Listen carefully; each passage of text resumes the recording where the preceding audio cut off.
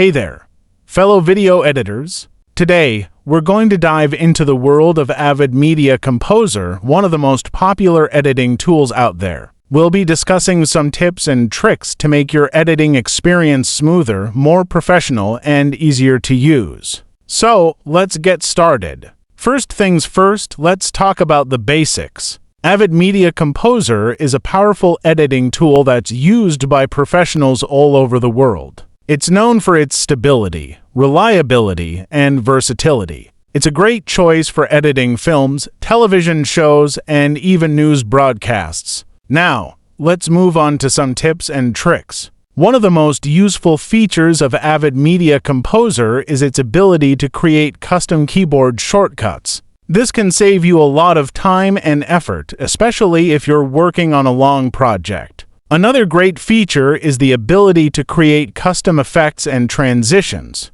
This allows you to add a unique touch to your projects and really make them stand out. If you're new to Avid Media Composer, don't worry. There are plenty of resources available to help you get started. The official Avid website has a wealth of information, including tutorials, forums, and even live chat support. Now, let's talk about what's new in Avid Media Composer. The latest version, 2020, includes some great new features. One of the most exciting is the new 3D effects engine, which allows you to create stunning 3D effects and animations. There's also a new timeline view, which makes it easier to see your project at a glance. And that's a wrap. I hope you found this overview of Avid Media Composer helpful and informative. Remember, practice makes perfect, so don't be afraid to experiment and try out new things. Thanks for watching, and if you enjoyed this video, please give it a thumbs up and subscribe to our channel for more great content.